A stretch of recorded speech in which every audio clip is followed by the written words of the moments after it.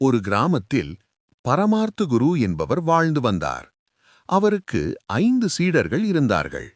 அவர்கள் நல்லவர்கள், ஆனால் சற்றே முட்டாள்கள். ஒரு நாள் கடும் வெயிலில் அனைவரும் மரத்தடியில் ஓய்வெடுத்துக் கொண்டிருந்தார்கள்.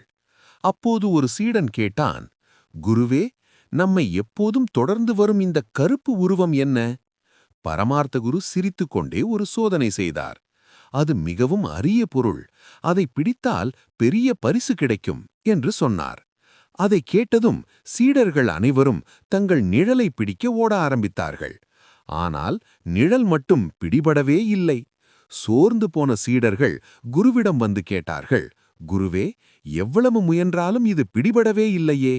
அப்போது பரமார்த்த குரு சொன்னார், நிழலை பிடிக்க முடியாது, அது நம்மை பின்தொடரும். அதுபோலவே அறிவும் புத்தியும் ஓடித் தேடினால் கிடைக்காது. நல்ல செயலும் நல்ல சிந்தனையும் இருந்தால் அறிவு தானாகவே வரும்.